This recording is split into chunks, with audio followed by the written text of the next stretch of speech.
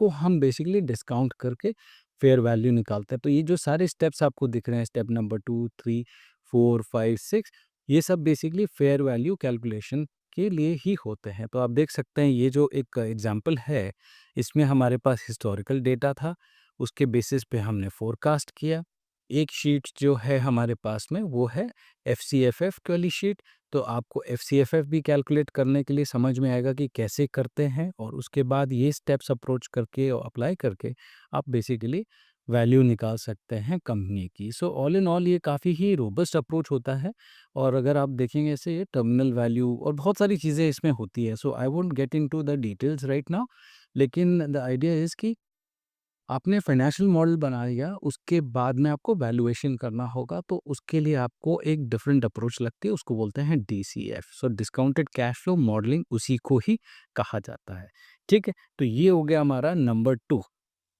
Number 3 जो है वो कॉर्सेरा का आईपीओ का एग्जाम्पल है हमारे पास में।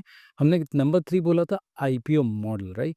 अब कॉर्सेरा आईपीओ मॉडल हम क्यों बना रहे हैं? जैसे कॉर्सेरा जब कंपनी, जैसे हम स्विगी का भी एग्जाम्पल ले रहे थे, ये कंपनी जब फर्स्ट टाइम लिस्ट होती है स्टॉक मार्केट में, Bombay stock exchange, national stock exchange या कहीं भी किसी भी स्टॉक एक्सचेंज में, तो उसका बेसिकली उनको एक रिक्वेस्ट देनी पड़ती है मार्केट में, अपने रजिस्ट्रार ऑफिस में और अलग अलग जगह में कि ये हम आईपीओ लाने वाले हैं। इन्वेस्टर्स को भी वो बताते हैं कि हम आईपीओ लाने वाले हैं, और अगर आपको इन्वेस्ट करना है तो आप इसमें ज़रूर करें। तो ये आईपीओ मॉडल का ऑब्जेक्टिव क्या होता है कि इन्वेस्टमेंट बैंकर अगर आप हैं या फिर इक्विटी रिसर्च एनालिस्ट हैं, तो आप बेसिकली इसका मॉडल प्रिपेयर करेंगे और आप इसका फेयर वैल्यू निकालेंगे कि किस प्राइस बैंड पे ये आईपीओ आप ले सकते हैं।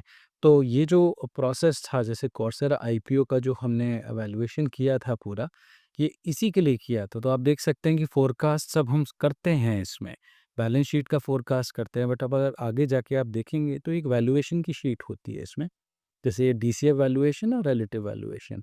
तो इसमें पता चलता है कि कितने प्राइस पे बेसिकली ये वैल्यूएशन और आईपीओ हो सकता है, तो किस प्राइस बैंड में होना चाहिए है, टारगेट क्या है,